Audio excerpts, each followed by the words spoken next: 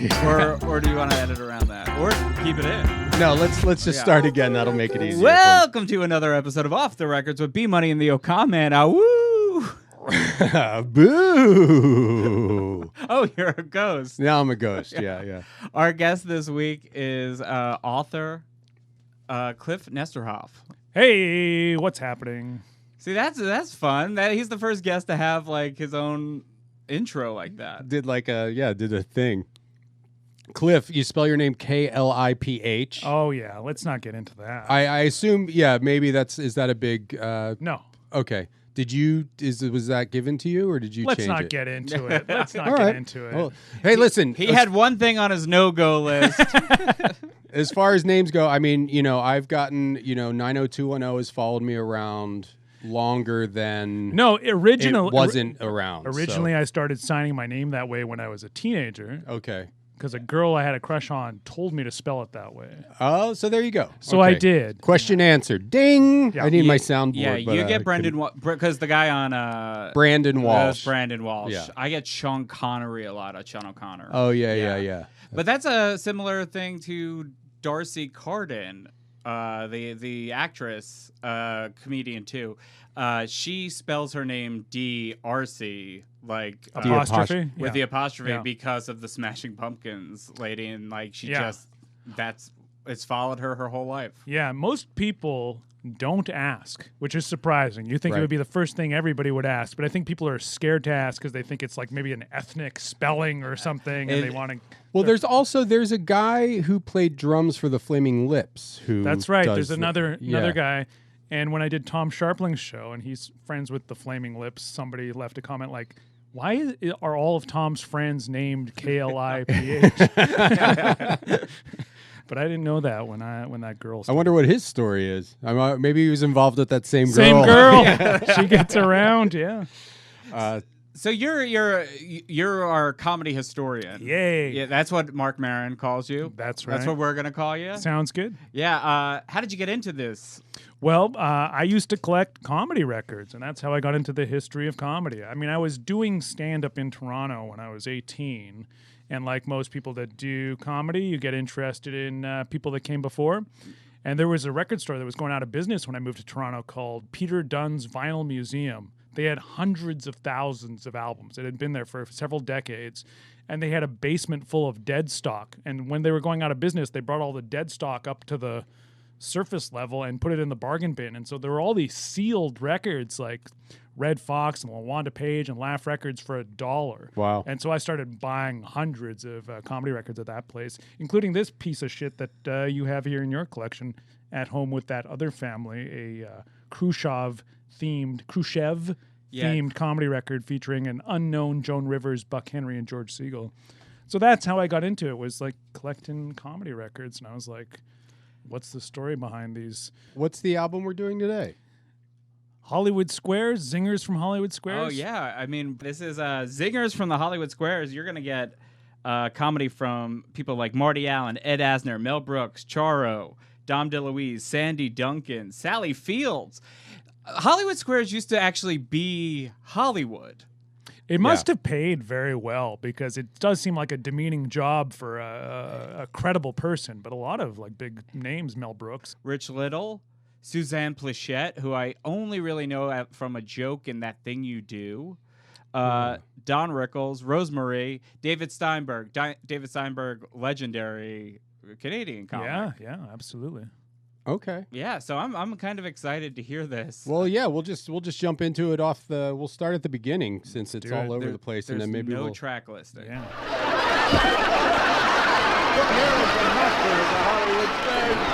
Thank you, and a very good morning. Welcome to the Hollywood Squares. Hello, stars. I'd like to start with Paul Lynde, please.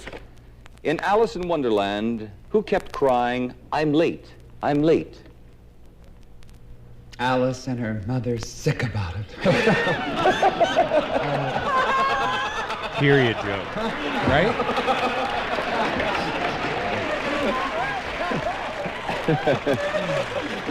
That's a good start, I'll tell you. Done? Let me try Rosemarie, please. Yeah, why don't you try Rosemary? That wouldn't be a bad idea. According to Landers, dear, is it okay for a woman to let a stranger buy her a drink? I'll settle for that. I'll settle for anything. Charlie Weaver, please. An 80-year-old doctor in Wisconsin, A.J. Quick, has recently developed something important, and he named it after himself. What did A.J. Quick name? What is it? 80 years old? Mm-hmm. I'd say the Quickie.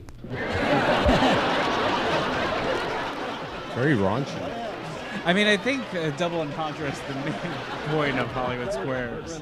For $1,000, Bert. Burt Reynolds. Raquel Welch, one of your favorites, I know, recently celebrated her birthday. Within 1 year, how old is she, Raquel Welch? Well, she's fixed everything else.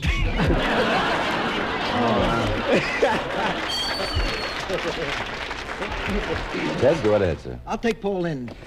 According to Amy Vanderbilt, do you tip in a motel just as you would in a hotel? For a half an hour?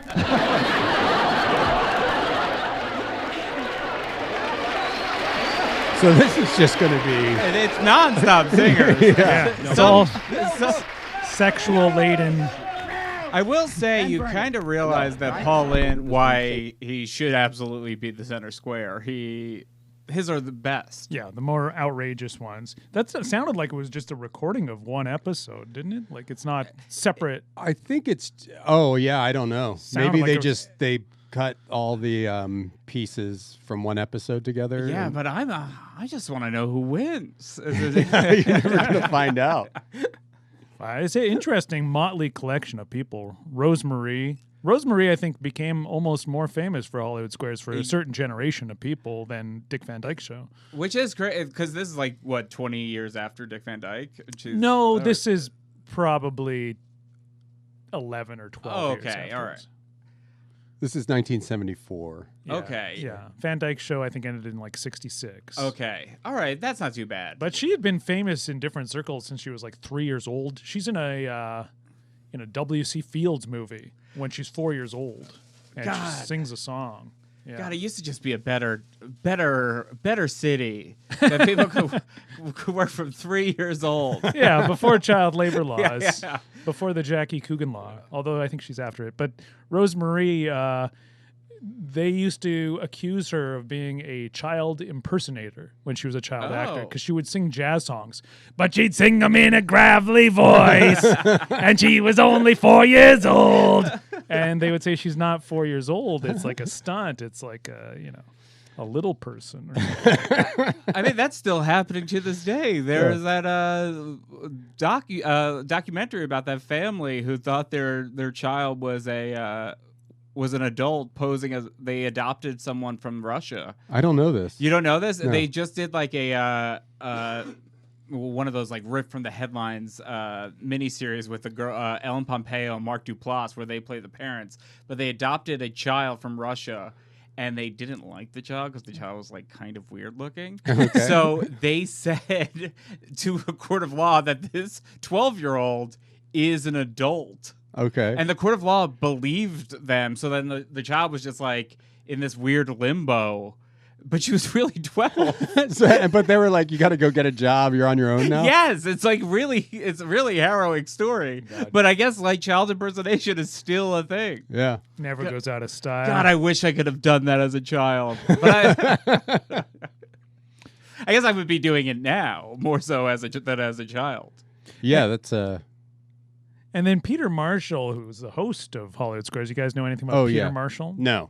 Peter Marshall, because he's basically most of the people in the Hollywood Squares, they're either a comedian or they're an actor who's been supplied like a comedy answer.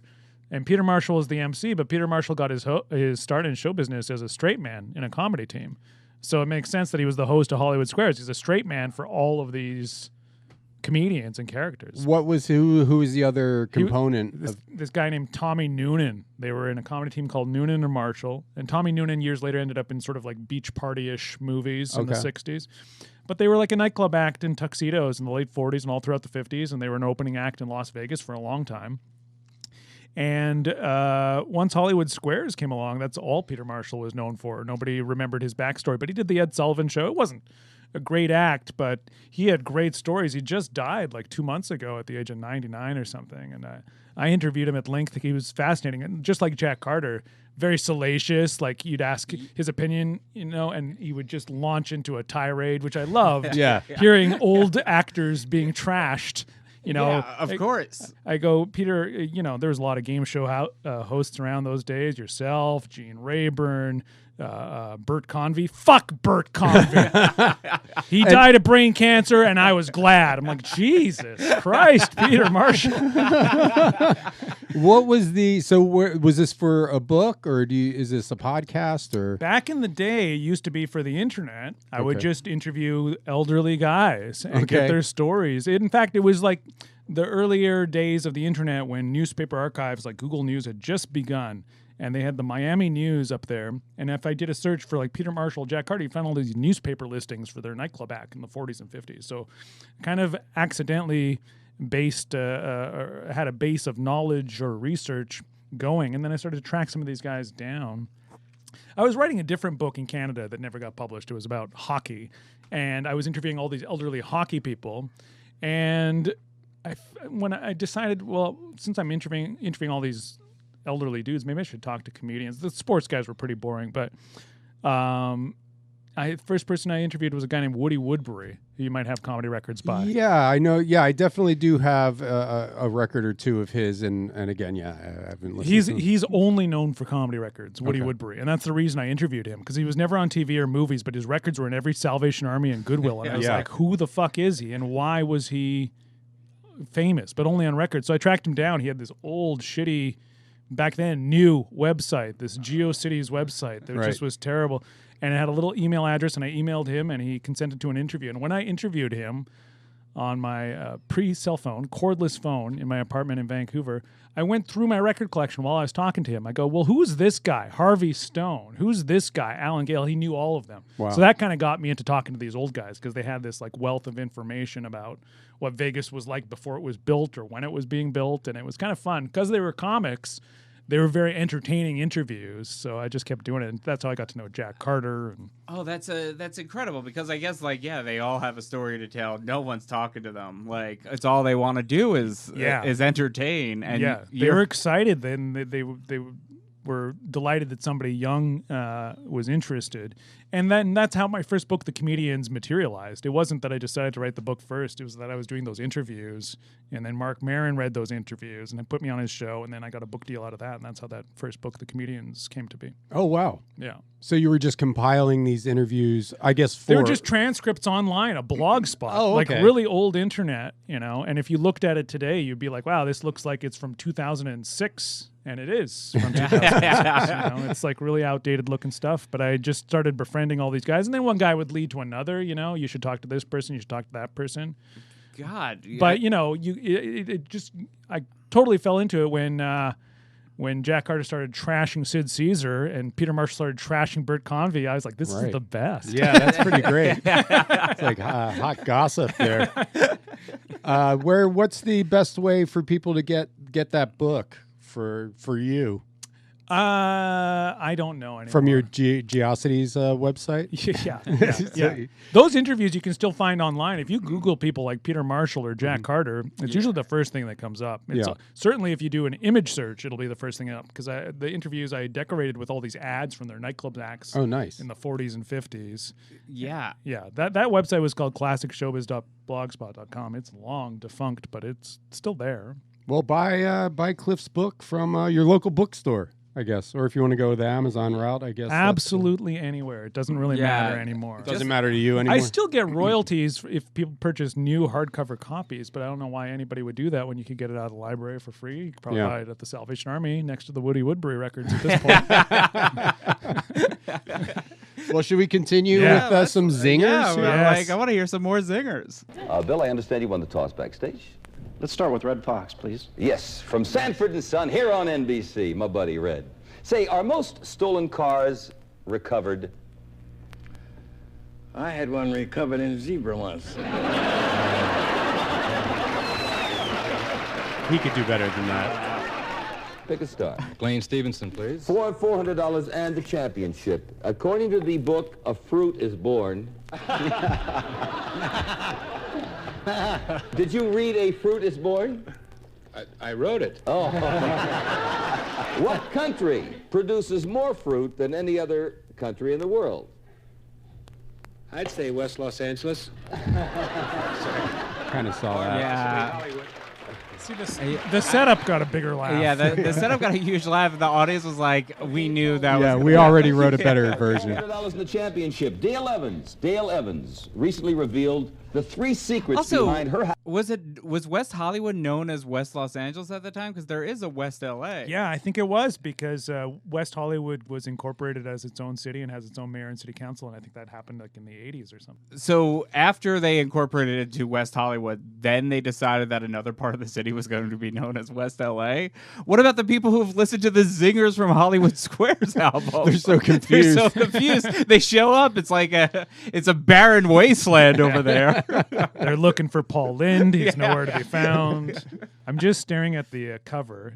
Charlie Weaver's on the cover. He was only famous really for Hollywood Squares. You know this character? No, I'm not familiar with Charlie Weaver. His real name is Cliff Arquette. Okay. His children and nephews and nieces are No kidding. yeah, Dave Arquette and Suzanne Arquette. So is Louis Roseanne Arquette. Arquette's brother? Roseanne Arquette. He's the uncle or the father. Yeah, he's the generation before. And then Toady Fields, I think, is Judd Apatow's aunt or great aunt or something like that. Wow. Really? Yeah, he tells stories about growing up and with Toady Fields, she was one of the only, along with Joan Rivers, and they hated each other. They were like two of the only women like headlining Vegas women comics at the time. Toady Fields, a big time my mom reference. She would bring up Toady Fields all the time. Really? Yeah, my mom, for some reason, like her show, like she knows nothing about Hollywood, but like her like Zazu Pitts and Toady Fields were just like constant references that these are. I mean, that's alien to me. I don't know either one of them, and yeah, Zazu Pitts is a wild. I mean, that's a fantastic name. Yeah. It is. It was back when a name meant something. And is she related to Brad Pitts at all? Yeah. Oh, seems buddy. like everybody's an aunt or uncle or something. I mean, honestly, it's a family town, Hollywood. I guess it is. So let's talk about cocaine, because we heard Red Fox, and then on the back there's a picture of Freddie Prinze. There's a picture of DeMond Wilson, who apparently was the most psychotic of all the coke-addicted actors in Hollywood in the 70s. You didn't ask him to do a second take if you were a director on Sanford and Son. He was the son on Sanford and Son. Oh, really? Okay. And he had a more prolific. Yeah, he was considered much worse than Red Fox in terms of coke psychosis and behavior, and everybody was scared of him, and he always had a gun on the table at the script read, and oh my God. I love that was like a thing, like putting your gun out. Like it seems to me that it was like it's a recurring theme in all show business stories. and a bowl of cocaine in the center, like it's like a bunch of breath mints. Bowl, man. Yeah. And his name is DeMont? Yeah, DEMOND. That's interesting because it's Lomont on Sanford. Was and he Son a comic? No, just an actor. Just an actor. And then in the 80s, he became like a born again of course. preacher. You know, he might still be alive. When you have bowls of cocaine. There's two ways you can go. You either die or you're. Yeah. But God, I think about that. Like Red Fox, actually, I know he loved cocaine and stuff, but every story you hear about him being coked up is kind of fun and silly. Like there's like that famous Bob Einstein one about pit bulls or where he's getting a blowjob. Oh, I don't know this one. And like he's trying to show him the script. It was on like Red Fox Variety Hour, and Bob Einstein was like the head writer. He's trying to show him a script, and Red Fox is like, it's fine, and he's like, no, but I changed these lines, and he's like, can a man get a blowjob?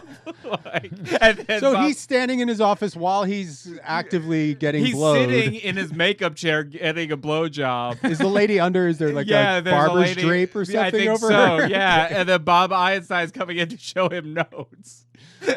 And that seems like fun. Like if that you encounter that today, that seems like fun for who? Bob Einstein or Red Fox or the lady? Who are you? I think all three. I mean, all three. Yeah, they're part of a fun scene. Yeah. I mean, like, yeah, this is what has been taken away from us. Yeah. I mean, I would not be getting a blowjob or giving it in this scenario. I would be 100% holding a clipboard with a script. I'd be the guy ruining the blowjob. God damn. Bob Einstein, rest in peace. What a funny man. Him and his brother were sort of estranged.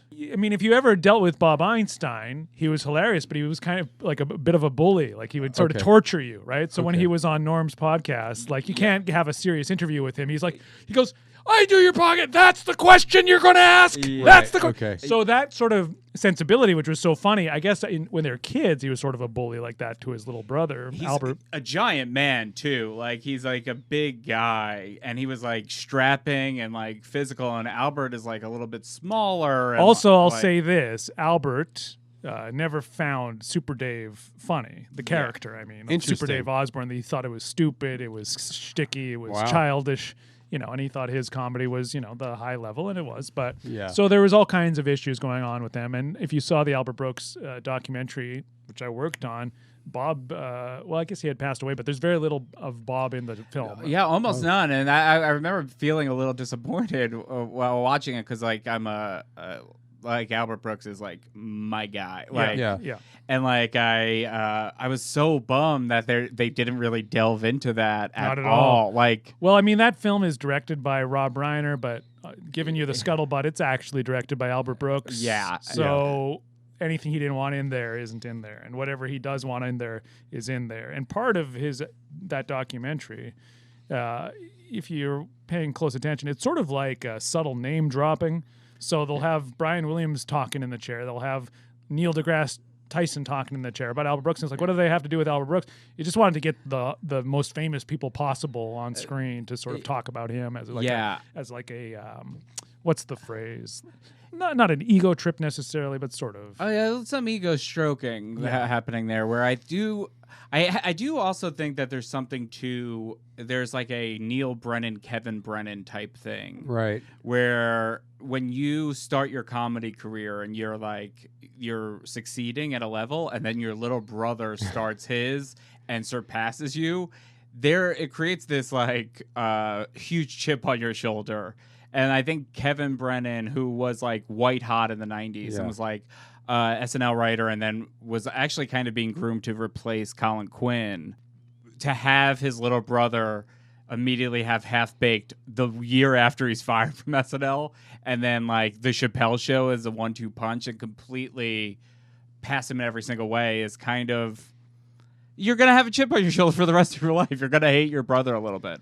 Yeah, if that's what you choose to do. I mean, I guess you could just be focused on your own success. And all I know is if my little brother, dumb as hell, somehow he created the Chappelle Show, I'd kill him. Well, at least he didn't start touring as Kevin Brennan too. Yeah, that is. I think the Gallagher brothers is probably the worst. There's also, do you know who Senior Wences is? Oh, the hand. Yeah, the ventriloquist. Yes. Are you all right? It's all right. It's easy. It's difficult. It's just a crazy abstract thing that became like a mainstream hit. Apparently, he had a brother in Argentina who claims that Senior Wences stole his whole act. And there's like photos of his brother with like similar puppets, like headshots from the 40s. And so he came to America with his brother's act and stole it, apparently. Isn't that the story behind the Disney movie Coco as well? Oh, yeah. The skeleton guy. Yeah, the guitar. He stole his song and took it to the skeleton. Are you familiar? You don't have kids, I guess, huh? Well, once if you ever get kids, you're going to see Coco. It's a guarantee. More zingers? More zingers. I guess more zingers, right? Yeah. That's what we're all here for. Yeah. Do snails ever caress?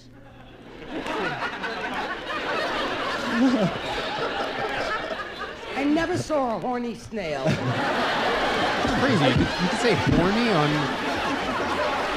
I think also a lot of it is just the rhythm. If that was a Paul Lynde zinger, he could just say, "Oh, my, very slowly," and it would get a big laugh. That delivery, they all work. Honestly, it's a cheat code. I think the Paul Lynde voice. Oh, yeah. Yeah, there's a lot of voices you can do that way. And then you see on Match Game, people do like an impression of Paul Lynde when they give their answer, and it gets a laugh. So I think it does have something to do with that. He has to be the greatest call and response comic ever. Like, just like basically using a host as a straight man to fill in the blank. Like, who's better at that? Well, I'm looking at the cover. It's definitely not Sandy Duncan. I'll tell you that much. What do you think she was promoting? Like Peter Pan? I think Sandy Duncan had a sitcom in the early 70s. I don't think these people were promoting anything. They were just in the culture. That's crazy that they would get Burt Reynolds. Yeah, Burt Reynolds. Burt Reynolds loved comedy. And in fact, when he was doing Johnny Carson, all those famous Carson spots, by the late 80s, David Steinberg was writing Reynolds' Carson spots. You know, he didn't do stand-up, obviously. He sat on the couch and told stories. But Burt Reynolds was always trying to be funny and get a laugh, sometimes successfully, sometimes not. But, you know, he was like wanted to be a comic, I think. But Steinberg wrote most of Burt Reynolds' stuff. That's interesting. Have you ever seen the thing of Burt Reynolds on Leno with Mark Summers? Oh, he throws water on Oh, him? yeah. It's you should Google it and watch it. It's the greatest. Like, it is. I feel it like starts with a pie, or no? Isn't there? There's a pie involved too. There is a pie involved. Like, I think this is like actually the discovery of Mark Summers being a germaphobe in American culture, which became a big like joke that the Double Dare guy was afraid of germs. But like, it starts with a pie. And then it builds to him throwing water on him. Right. Mark is like humiliated because this is probably a huge deal for the host of Double Dare to be on the Tonight Show. And I love Burt Reynolds being an asshole. I think it's the funniest thing. And then Bobcat came out and lit them both on fire. Yeah. We got to go back to this. This is what late night television was supposed to be. It is. That's a very uncomfortable clip to watch too, because there is like everybody, or Mark Summers at least, has a smile plastered on his face. Like, okay, this is all in good fun, but you can tell there's just like real animosity going on. Oh yeah, it's a real, like, there's tension in that clip. There's a notorious, and it's not on YouTube. Actually, just a hairbreadth clip is on YouTube. That's from an episode of like Inside Edition from the '90s. But in the '70s, Richard Pryor was on the same episode of the Mike Douglas Show with Milton Berle. And talk about two different comedy generations. Milton Berle had just come out with a memoir that was like a tell-all, and he talks about like how he knocked up this woman in the 40s, and they had to go to Mexico, get an abortion, So Mike Douglas is interviewing Milton Berle about this, and Richard Pryor sitting next to them. And Milton, there's some very serious things in this book. He goes, yes, I mean, it was a different time. We went to Tijuana. We had to get an abortion. This is Berle talking. And then off camera, you hear... and it's Richard Pryor laughing, and Milton Berle looks over at Richard Pryor and goes, you find that funny, get an abortion? He goes, I mean, you're Uncle Milty. It's funny. It's funny. The idea of you getting an abortion, it's funny to me. Of him actually getting an abortion himself is even wilder. And then Milton Berle, like really pissed off, like just glares at him and goes, pick your spots, baby. Oh God! And then Richard Pryor goes into a Bogart and goes, "Okay, sweetheart." Big laugh. But yeah, it's this sort of notorious moment, but it's not available. But I love talk show tension. Talk show tension is great, and imagine Jimmy Fallon's response to I don't know, like you lighting the Tonight Show couch on fire. More zingers, more zingers. Right? That's what we're here for. Yeah, we're gonna punch them up. Wendy? Don Knotts. Don Knotts. Don, you've been having trouble getting to sleep. Or are you probably a man or a woman? That's supposed to be keeping me awake at night. That's where it is. It's pretty good. Yeah, it's good. That's a joke that'll work in any It is decade. your turn to start this round, Ray. You can tell he's getting laughs just based on his Paul, face, too, like a visual laugh there. I mean, he's Don Knotts. Yeah. And they were asked if they would hire a girl who showed up for an interview in a see-through blouse. What did most of them say? Bring her in. Do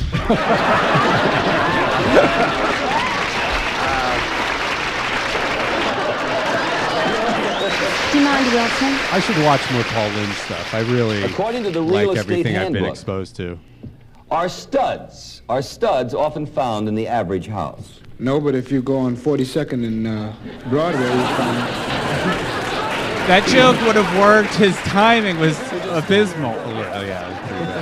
He paused in the middle. I used to write for I wrote for Shaquille O'Neal's Tosh.0, and that's how he would deliver a joke, where he would take a breath in between, and it would just eat every joke. Yeah. Say, Writing for Don, Shaquille O'Neal. You are very superstitious, okay? Okay. All right, so you go... so you go to a brook and He's you really catch tall, a frog. right? Then you rub it on your face. Just what is that supposed to do?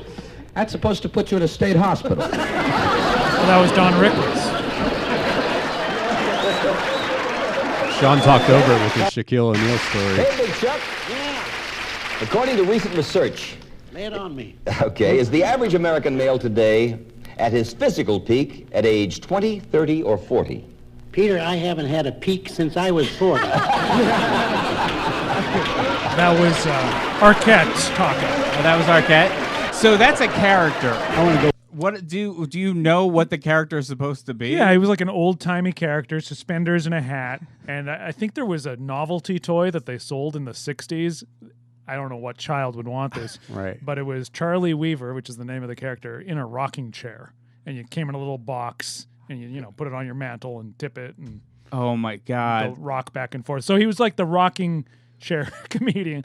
He did a thing called Letters from Mama, and he would come out on the Jack Parr Tonight Show and go, I got a letter from Mama. And he would read this mock letter that was comedy, and that would get the laughs. But it was sort of folksy and old-timey. And by the time Jack Parr left the Tonight Show and Carson came on, they didn't book him because he was associated with the old Tonight Show. And I don't think he really did anything else other than Hollywood Squares. But he was always on Hollywood Squares for 10 years. It kept him in the public And eye. that's it. Like, there's no other, like, come see me live in my rocking chair or... Oh, okay. there's no. It's more like come down to the opening of the car dealership. Charlie Weaver in person. Okay. Grand Marshal in Des Moines, Iowa, of the Winter Days Parade. Charlie Weaver, that kind of thing. Wow. So he's able to cash in on it, to coast on it for the rest of his career.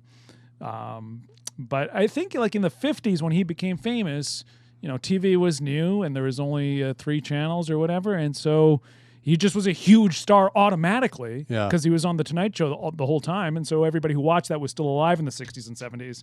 So the fact that there was such little show business actually made him stay famous longer than if he had been competing with hundreds of channels, Well, I'll go on eBay and see if I can find that Charlie Weaver toy, and if it's under $20, I'll send it to a lucky listener. So, Okay. So keep on listening. Don't forget to subscribe. What if it's and, it's like overly loved, or like how like that's like a it's review. covered in cum, is what you're saying? No, I'm not. I am not suggesting anyone is that sex. What if it's overly loved and covered in cum? Gets the jizz special. Yeah, a lot of the people actually on the cover of this Hollywood Squares record became famous in the 50s. George Gobel was another that people really only knew him from Hollywood Squares, but he had a big hit show in the mid-50s that was considered funnier than average. He had the first comedy show, I think the first comedy show, that inserted jokes into the closing credits. So the closing credits weren't just straight credits. They'd have little brackets. Like a gag reel? Yeah, after the person's name, they'd have something in brackets about, what a bum the guy was or whatever.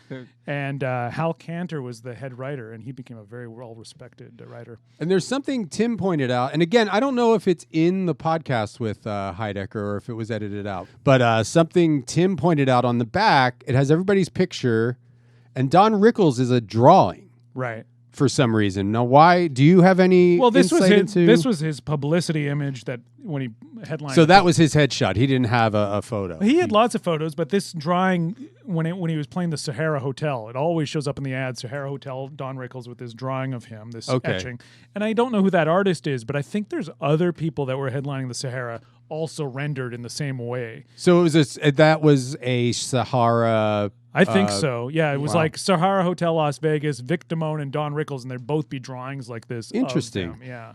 Yeah, and most of these photos are not from Hollywood Squares. The Paul Lynde one is, the Karen Valentine one is. You can sort of tell by the background. Yeah. Oh, I kind of like that, though, that his preferred headshot is a drawing. Well, I think that's a great idea. That's a great way to... Some people should go back to that. Yeah, because you can really forget about Instagram filters. Just get a guy to draw you a little bit better Draw looking. you or like a claymation you. like this is my Aardman. Some airlines now give you a thorough frisking before permitting you to board Please the plane. be Paul Lynde. Well, that's the only reason I fly.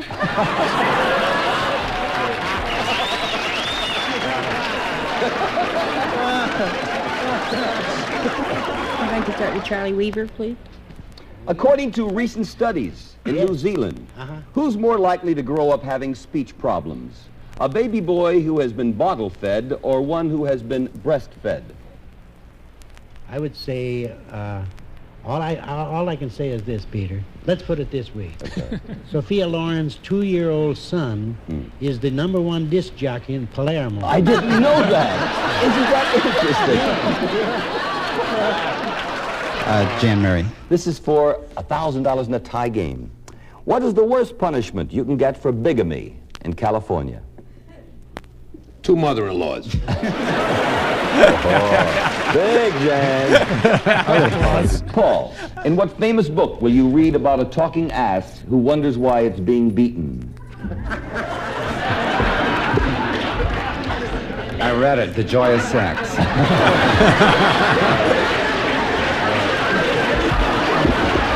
That's good. He didn't have to punch down on anyone. I thought there would be like a Richard Nixon joke That or was something. super well done too, where he didn't even sell it like he would. Yeah. He knew that the line was going to work no matter what, so he kind of he knows Underplayed it, Yeah, it was great. Did you read the first line of the liner notes on the back here? No. Over 80 million times each week, U.S. television dials are tuned to the Hollywood squares. Yeah. 80 million viewers. There was nothing else. I mean, there was, That's unbelievable. God. That's like you either watched that or you read a book or So you did. nothing. So Charlie Weaver, Cliff or you Arquette- listened to this record. yeah. You know what? Let's not watch Hollywood Squares tonight. Let's just listen to the Zingers again, dear. Fire up the phonograph. Yeah, that is an odd point because it would have been still on the air every day when this record came out. So who is this record for exactly? People who just can't get enough. They want to Well, because also there was no way to re-watch. There was no, you had That's to true. wait for it to come back on. You couldn't unless you bought a 16 millimeter camera and set it up in front of your television with a sound guy. Yeah, that's a great point. Is that like this is the only way to relive these great great zingers? Yeah, I love it. I mean, you notice Paul Lynde gets applause every single time. He's the star of the show. Yeah, totally. Apparently, Paul Lynde is the guy who sort of discovered Chevy Chase. Wow. Yeah, Chevy Chase says that Paul Lynde picked him up hitchhiking. Get out. I don't believe anything Chevy Chase says. Yeah, I can't. I don't believe that for a minute. Well, they did do some sort of play together. Right Okay. around that time. Okay, all right. Before SNL, before he was on. Isn't that's how you got your Shaquille O'Neal writing gig, isn't it? He picked you up hitchhiking in West Hollywood. My greatest regret of bringing up like my lowest point of my life. But no, here's what I believe about it. I believe that Paul Lynde would pick up a hitchhiker, and I believe that Chevy Chase would be hitchhiking. Well, maybe. I mean, I guess hitchhiking was a thing. I mean, it was such an enormous thing, and I also think that was like a major part. Chevy Chase was grew up very wealthy, though, from what I understand. He did, but he was also a free spirit, where he was like he was. Right. He would hitchhike across the country because that's what He you was do. doing drugs. Yeah, doing drugs. He was like an early member of Steely Dan, or at least in a band with the Steely Dan guys. Oh, no shit. Yeah, at Bard. I think that's where they went. Okay. We should listen to the Chevy Chase album then. Maybe it's actually really good if he's an actual musician. Yeah. Some great tunes on there, possibly. Yeah, you think there's going to be some tasty nuggets? Maybe that could be an episode, and maybe isn't this with this. We should have this conversation off the air. But I do have like Donnie Most, Ralph Malph from Happy Days. He has an album.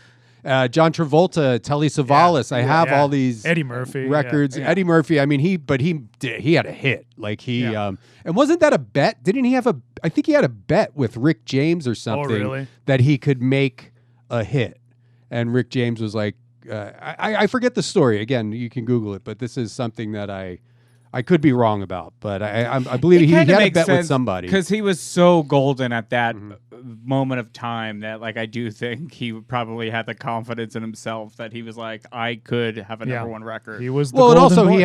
he had access to the resources that you would need. He's like, I can go to a studio, I can hire all of your guys, Rick James, and then come up with My Girl Wants to Party All the Time is my idea. What about the Blues Brothers? Do they fall into that category? Well, I mean, they didn't write any original stuff though, right? It's all cover tunes. Well, that's so is Telly Savalas. He's not writing those songs. Well, but he didn't have a number one hit. Oh yeah, I'm saying like Eddie Murphy. I put that in a different category because he made. How did Bruce Willis's Bruno do? I think it did great. Yeah. I think it sold really well. Because that, again, he was the hottest ticket. it was the right time. He had the heat, and also it had like major MTV play. Like I think MTV is actually why a lot of the Eddie Murphy thing even probably got to number one on. It's another way to see Eddie Murphy doing something. See, we didn't have MTV in Canada. We had Much Music, but you know who became famous because of Much Music briefly, and then he became more famous later is Tom Green because he was a rapper. Oh, wow. And he had number one hit in Canada called Check the OR, and it won the Canadian Grammy for Video of the Year or Song of the Year, yeah. Interesting. I did not know that as somebody who... Canada's a whole other country. We all knew who Tom Green was long before he became famous in America, long before MTV. Right. And here's the weird irony, because we had Much Music, a Canadian channel, and not MTV. When Tom Green got signed by MTV and became this huge star, he had never seen MTV because we didn't have access to it in Canada. And then did all the other Canadian rappers did they all hate Tom Green because he got famous? Well, he didn't become famous as a rapper in America, but I think there probably were guys at Yuck Yucks in Ottawa that probably were like, he's just an amateur open micer. What the fuck? What is it with the Canadian guys? They're bitter. Yeah. They're bitter. I mean, the Vancouver guys probably hated Seth Rogen, right? No, not really, because he can't really compete with a 15-year-old. It wasn't really Yeah. same. But when he got Freaks and Geeks, I moved to Vancouver maybe 6 months later, and I got a bunch of his spots because there was a vacancy in the scene. when Oh, I moved to amazing. Yeah. I moved from Toronto to Vancouver, I guess, right around that time that he went down there. But then you guys did get an MTV. Yeah, there was briefly an MTV Canada and an HBO Canada. Yeah, because Dan Levy. Levy and Sabrina Jalise both got their start as VJs on that. I didn't know you knew Sabrina. Yeah, that's right. It was a brief thing. They still had these laws, though. Was it all just tragically hip and Rush constantly? Well, it had to be partially because the laws there, you have to have a certain percentage of Canadian content, and that's why they never had HBO or MTV up there. Was because the American networks were like, we're not going to create Canadian shows just for this thing. You're either going to show it or you're not. So it took decades, but that's why Dan Levy and those other people were hosting MTV in Canada. They qualified as Canadian content. So they had to be on screen for a certain amount of hours a day because they're Canadian, and then they could show American music videos. It's like, why are you famous? Well, legally, there's a law that says I have to. I have to be on TV. Yeah. Like I'm court ordered to be on television. Like, the government. No way around it. True or false? Nylon is stronger than steel. But steel panties don't turn me on.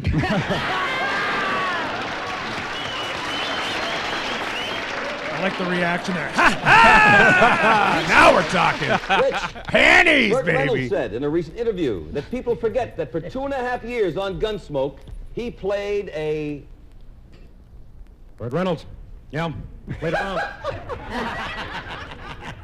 That's a good question.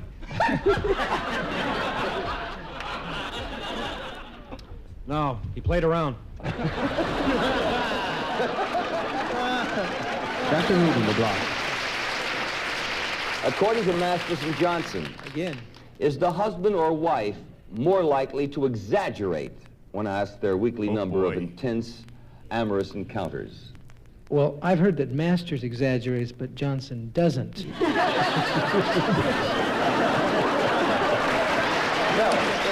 If we located a Neanderthal man who happened to be still alive, could he be taught to speak English, a Neanderthal man? A Neanderthal man. Now, well, we're in the ballpark. Mel Brooks. Because, I was back there then, way back. I'm not talking George M. Cohan. I'm saying way back. So he I was knew old a then? Neanderthal man, short, with bandy legs. I taught him how to talk. I taught him 3 words. I taught him cave, woman, and rock.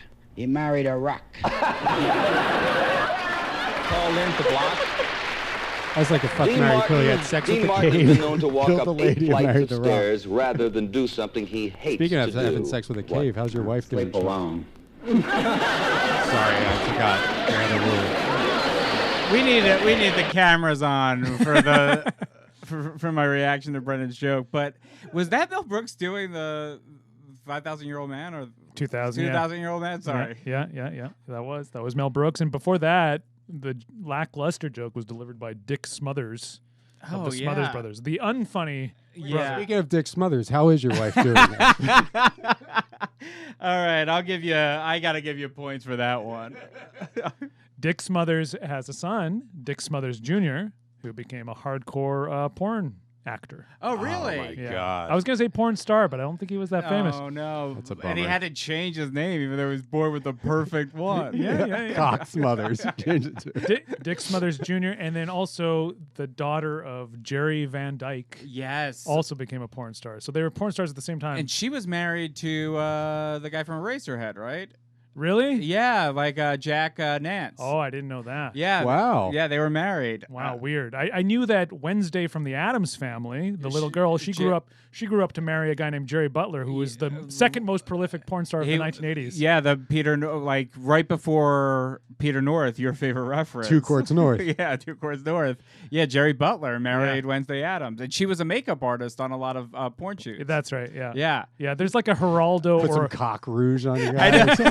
Brendan has asked me to stop talking about porn on this, but I do veer into it a lot. I love the Rialto Report, and are you familiar? No. They kind of do what you did with comedians with old porn stars. Oh, I gotta hear that. And that's a major part. It's Jerry Butler who recently passed away. Right. What a character. Yeah, and he had like almost like a Brooklyn accent, or He after he left porn, he was a Brooklyn bus driver. Oh, He really? grew up from, but he was married to Wednesday Addams. oh, I didn't and, know that part. Yeah, he was in the first porno I ever saw in the 80s. So weird to get on that bus. if you're a big porn You're guy. like, oh, is this the bang You're bus? like, what the hell's going on here? Did the Rialto Report talk to Dick Smothers Jr.? I don't believe so. That would be like a crossover between them and me. Well, I flipped it over to side 2 because we're gonna have to wrap things up Yeah, soon, we and got I assumed that this is not available for streaming. It is not available for streaming, but it is available for purchase on Amazon. Somebody has ripped the vinyl onto CDR and is selling it for $12. Well, that's got to be illegal. Paul, true or false? Ari Onassis gave Jackie $5 million worth of jewelry in their first year of marriage alone. And it didn't cure headache. Yeah, wait. So that's way beneath him. Red Fox. According to doctors, if going to bed with your socks on helps you fall asleep, is there any reason you shouldn't wear them to bed? Well, not unless they clash with your hat. There's a hat in bed. I'd say, sleeping caps are a thing. It's wild, like the old timey, the big long sleeping cap, the like sleeping it's cap. super. Oh, yeah. It goes all the way down, halfway down your back. Oh, I love it. I would love to wear one of We those. should bring that back. I mean, just like a nightgown, a male nightgown with a long sleeping cap. Come on. All right, let's mark that. Maybe that could be our first merch. Yeah. Off the records, male nightgowns and sleeping caps. Why not? Why not? No, I mean, We'll limit it to pre-order. We're only making 100 of these. If there was a market for a Charlie Weaver doll, there's got to be a market for our off-the-record sleeping cap. I think we could sell 100 of them. Over 80 million times each week, people listen to this podcast. Have a market there.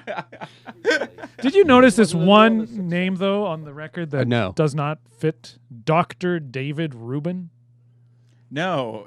Do you have any information? Yeah, he's the guy who wrote the book, Everything You Wanted to Know About Sex But Were Afraid to Ask. Oh, wow. So people just know it as a Woody Allen movie. So he was like the Dr. Ruth of his day. Yeah, and of extremely, in today's parlance, extremely homophobic, because there's a chapter about homosexuality which resulted in mass protest. And when he was promoting the book, some talk show in Chicago, this gay alliance group stormed the stage and shut him down, like on live TV. Oh, they should have fucked him to death.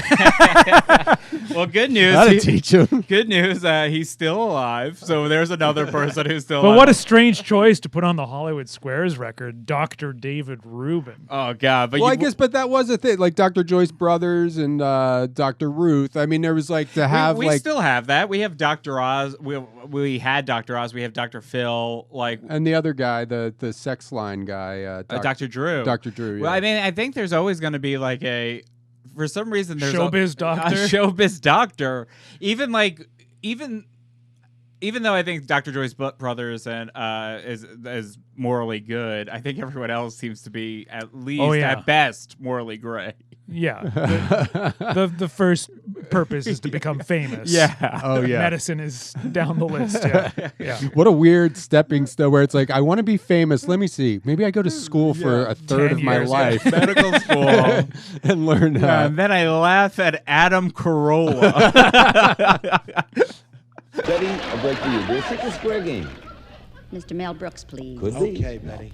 According to Science Digest magazine, next to his family, the average Eskimo man who lives near the North Pole probably prizes one thing more North Pole, Peter than any North. other.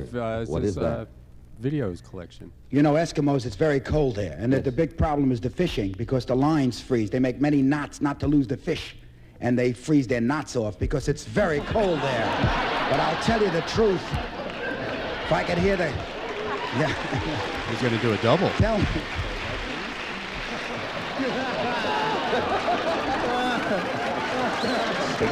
Charlie Weaver, please. If you plant strawberries, will you get any the first year? No, I was too busy planting strawberries. I don't know why I'm laughing so hard at that, but that got me for some reason. There you go. Charles, this is for the championship. You and a friend are going to take it, what? Oh, I see. You and a friend are going to take to the streets on your bicycles. Is it safe to ride abreast?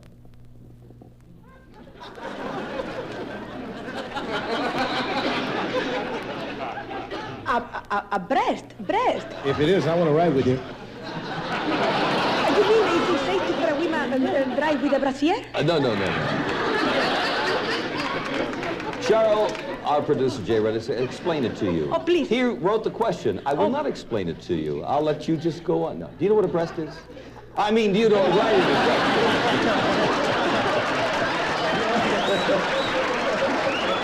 The audience can't handle it now. It is something for your safety. You should wear a breast. Sure. Go ahead. A breast. A breast. Yeah. It's a distance between. What the hell is a Well, breast? like if we were riding this way, we would be abreast. Side by side. A breast. Yeah, like this. Like you turn around. This is riding abreast. That is a breast. Well, no, that's backwards and forward. Now you stay there. No, that's it. Now, you're sitting here. I'm sitting here. That's riding abreast, like in a car. Oh, no. In the back. Go right ahead, Jay. Call in, please. According to experts, the worst time for sex is right after what? Surgery.